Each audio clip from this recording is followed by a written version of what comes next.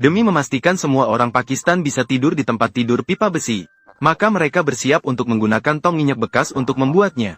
Meskipun mereka tidak memiliki peralatan produksi canggih, namun produk akhirnya sangat bernilai. Dan di depan mata adalah tong-tong minyak yang terdeformasi. Adalah bahan utama untuk membuat tempat tidur pipa besi mereka. Agar tong minyak bisa dibuat menjadi pipa besi bulat yang dibutuhkan. Pertama-tama, tong minyak harus dipecah. Karena masih ada sisa di dinding dalam tong. Hanya bisa dipotong secara manual dengan gunting. Untuk menghindari percikan api dari mesin pemotong.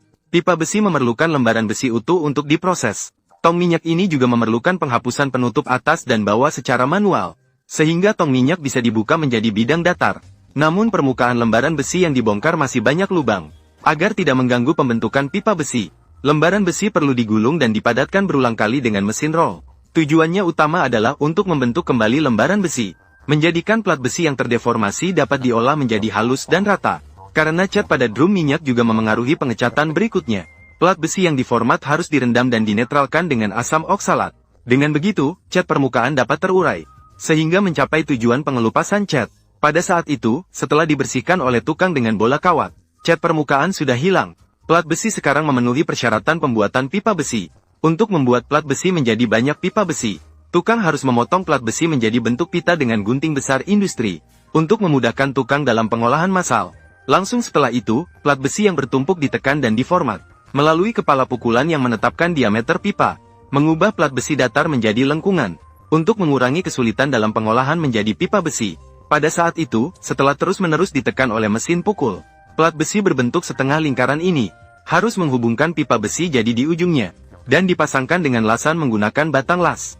Tujuannya adalah, agar kepala bisa dimasukkan ke dalam mesin tarik dingin. Saat proses penarikan dingin membentuk, ujungnya dilas. Dengan begitu, akan mendapatkan pipa besi yang dilas secara manual. Meskipun mereka tidak memiliki mesin las gulungan yang canggih, namun kecepatan lasan manual juga tidak lambat. Namun bekas las mengganggu kelengkungan pipa besi. Mengamplas secara manual tidak hanya memakan waktu dan tenaga, hasilnya juga tidak memenuhi standar penggunaan. Oleh karena itu, pipa-pipa ini harus menjalani pembentukan dingin kedua. Bukan hanya untuk memperbaiki distorsi pipa akibat lasan. Pemegang dalam mesin tarik dingin juga dapat menghilangkan bekas las sepenuhnya. Setelah diameter pipa dan kekakuan memenuhi persyaratan. Karena kepala lasan pada proses penarikan dingin perlu digunakan berulang kali, pengrajin harus menggunakan mesin pemotong gergaji untuk memotongnya, agar ujung pipa besi tetap rata secara mutlak. Sementara tempat tidur pipa besi biasanya berbentuk lengkung. Untuk melengkungkan pipa besi sesuai skala dengan lebih baik, sang ahli juga perlu memanaskan pipa tersebut dengan memanggang pada suhu tinggi.